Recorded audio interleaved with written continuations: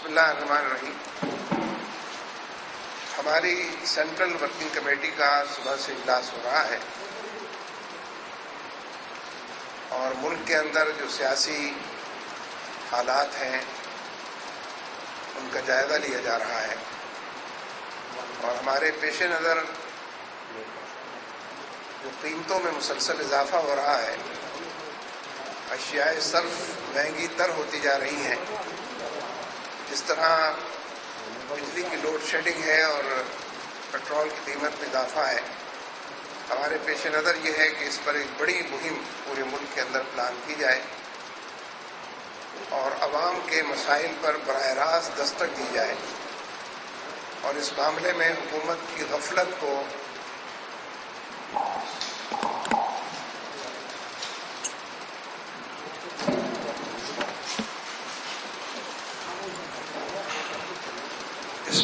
جو حکومت کی طرف سے غفلت کا مظاہرہ ہو رہا ہے اور عوامی مسائل میں مسلسل اضافہ ہو رہا ہے، اس کا نوٹس لیا جائے۔ ہم اس بارے میں دوسری جماعتوں سے بھی مل کر بات کریں گے تاکہ مل جل کر ایک عوامی پلیٹ فارم کے ذریعے عوام کو ریڈریس کیا جائے، ان کے مسائل کو ایڈریس کیا جائے۔ دوسری بات یہ کہ 18ویں ترمیم کے بعد اتفاق رائے سے تمام تجاویز کے منظور ہونے کے بعد یہ محسوس ہو رہا تھا کہ اب سارا پروسیس اسموتھلی چلے گا اور پیسفلی معاملات طے پا جائیں گے، لیکن عوامی نیشنل پارٹی نے اپنے اصل ایجنڈے کو اب بے نقاب کیا ہے اور جس طرح وہ قرارداد مقاصد کو آئین سے نکال دینے کی بات کر رہے ہیں، اور دوسری بات جو ان کی طرف سے بہت ویہیمنٹلی سامنے آئی ہے امفیٹیکلی کہ صدر کا مسلمان ہونا اسلامی جمہوریہ پاکستان میں ضروری نہ ہو۔ ہمیں معلوم نہیں وہ کس کو صدر بنانا چاہتے ہیں، اس وقت تو شاید زرداری صاحب کو وہ مسلمان ہی سمجھتے ہوں گے۔ اس پورے کانٹیکسٹ میں ANP اپنے اصل ایجنڈے کی طرف واپس آ رہی ہے، حالانکہ ہم نے 18ویں ترمیم کے حوالے سے متفقہ سفارشات کے بعد یہ بات عرض کی تھی اور پھر اس کو میں دہراتا ہوں کہ 18ویں ترمیم کا یہ ایک پورا پیکج تھا جس پہ بہت سارے لوگوں نے چند چھوٹی یا بڑی باتوں پہ اختلاف ہوتے ہوئے بھی اس کو قبول کیا تھا تاکہ مجموعی طور پر ایک کنسنسس کے ساتھ، اتفاق رائے کے ساتھ 17ویں ترمیم کا بھی خاتمہ ہو اور اسی کے ساتھ ساتھ پورا کانسٹیٹیوشن جو ہے وہ ری ایڈریس ہو جائے۔ اور اس وقت ہم نے یہ بات کہی تھی کہ یہ جو خیبر پختونخوا کا معاملہ ہے، ANP سے یہ بات مخفی نہیں ہے کہ کتنے لوگ اس کے حامی ہیں اور کتنے لوگ اس کے حامی نہیں ہیں، پولیٹیکل پارٹیز میں بھی اور صوبہ سرحد کے اندر بسنے والے لوگوں میں بھی۔ اس لیے ہم نے اس وقت یہ درخواست کی تھی کہ ANP کسی جشن کا، بڑے پیمانے پر فتح کا اظہار نہ کرے، اس لیے کہ اس سے لوگوں کے زخم تازہ ہوں گے، ان کے زخموں پہ نمک چھڑکا جائے گا اور بات پھر بڑھ جائے گی۔ اور ہمیں افسوس کے ساتھ کہنا پڑتا ہے کہ تیمرگرہ میں جو کچھ ہوا وہ حد درجہ افسوسناک واقعہ تھا، جس میں بہت قیمتی جانیں ضائع ہوئی ہیں، لیکن اس میں ANP کی اس غیر حکیمانہ اور بے تدبیری کا بھی دخل ہے کہ جس کے نتیجے میں یہ واقعہ پیش آیا۔ اب اگر وہ قرارداد مقاصد کے بارے میں اور صدر کے غیر مسلم ہونے کے بارے میں کوئی اسٹانس اختیار کرتے ہیں، کوئی اسٹینڈ لیتے ہیں، تو میں سمجھتا ہوں کہ اس سے نئی کنٹروورسی جنم لے گی، اس لیے کہ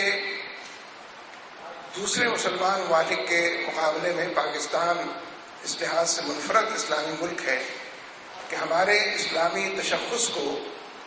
آئینی اور قانونی سند جواز بھی میسر ہے۔ ہمارا جو اسلامی تشخص ہے وہ اسلامی جمہوریہ پاکستان کی شکل میں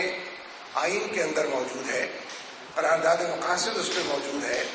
قادیانیوں کو اقلیت قرار دینے کا معاملہ اس میں موجود ہے، اور اسی کے ساتھ ساتھ کسی قانون کا قرآن و سنت کے خلاف نہ بننا اس میں موجود ہے۔ اس لیے ہم بہت سے مسلمان ممالک کے بارے میں اس لحاظ سے آگے ہیں کہ وہ کروڑوں مسلمانوں کا اسلامی تشخص معلوم ہے، معروف ہے، لیکن اس کو ایک آئینی تحفظ بھی حاصل ہے. اگر ANP یا اس جیسی کوئی اور جماعت اس آئینی تحفظ کو ختم کرنے کی اور بڑے پیمانے پر اس پر کوئی کمپین کی بات کرے گی تو یقینی طور پر پھر اثر نو جس طرح ختم نبوت کی تحریک چلی تھی، نظام مصطفیٰ کی تحریک چلی تھی، اثر نو آئین کی اسلامی دفعات کا کو تحفظ دینے کے لیے اور قانون کے دائرے کے اندر توہین رسالت کے قانون کو تحفظ دینے کے لیے پھر بڑے پیمانے پر میدان عمل میں نکلنا ہوگا. اس لیے حکومت کو، حکمران پیپلز پارٹی کو یہ دیکھنا چاہیے کہ اس کے یہ حلیف کس کے اشاروں پر ملک میں انار کی انتشار پیدا کرنا چاہتے ہیں اور ایک اتفاق رائے کے سفارش کو، کنسنسس کو اثر نو مختلف ہی بنانا چاہتے ہیں. اسی کے ساتھ میں پھر اس بات کو دہرانا چاہتا ہوں کہ لوگوں نے بڑی امیدیں باندھی تھی کہ صدر صاحب کا خطاب بہت سے معاملات میں فیصلہ کن ثابت ہوگا، لیکن وہ ایک روایتی خطاب تھا، ایک خانہ پوری کا عنوان تھا اور ایک تھکی ہوئی اور اسپینٹ اپ فورس کی طرح جس طرح کی تقریر ہوتی ہے اس طرح کی ایک تقریر تھی. اور ہمیں افسوس ہوا کہ عوام کے مسائل کو اس میں صحیح طریقے سے جج کرنے، ایڈریس کرنے اور ان کو ریزالو کرنے کی کوئی کوشش صدر کی طرف سے اور پیپلز پارٹی کے سربراہ کی طرف سے نظر نہیں آئی. ویسے تو لوگ یہ وجہ طور پر پوچھنا چاہتے ہیں کہ 2 سال گزرنے کے بعد کم از کم صدر صاحب کو اپنی اہلیہ کے قاتلوں کا تو کھوج لگا لینا چاہیے. حالانکہ بہت سے لوگ یہ بات کہتے ہیں کہ اگر اہلیہ یہ قربانی نہ دیتی تو صدر صاحب صدر کیسے بنتے. ان کے صدر ہونے کی راہ کو ہموار کرنے میں پیپلز پارٹی کی سابق چیئرپرسن کا بڑا عمل دخل ہے. لیکن اس کے باوجود عوام یہ جاننا چاہتے ہیں کہ آخر تاخیر کیوں ہو رہی ہے اور بے نظیر کے قاتلوں تک پہنچنا اور ان کو کیفر کردار تک پہنچنا اس قدر مشکل اور ناممکن کیوں بنا ہوا ہے. ویسے ہم سر فہرست یہ بات چاہتے تھے کہ صدر کی تقریر میں پہلی بات ہی یہ ہوگی کہ وہ اداروں کے تصادم پر نہ صرف گفتگو کریں گے کہ اس کے نتیجے میں کچھ بھی ملک کے اندر نہیں بچے گا، بلکہ کھل کر یہ بات کہیں گے کہ سپریم کورٹ نے دسمبر میں 17 رکنی بینچ کے اتفاق رائے سے جو فیصلہ کیا تھا اس پر ان لیٹر اینڈ اسپرٹ مینوان اس کے اوپر عمل ہوگا. لیکن ہم سننے کے لیے ہمارے کان اس بات کو ترستے رہے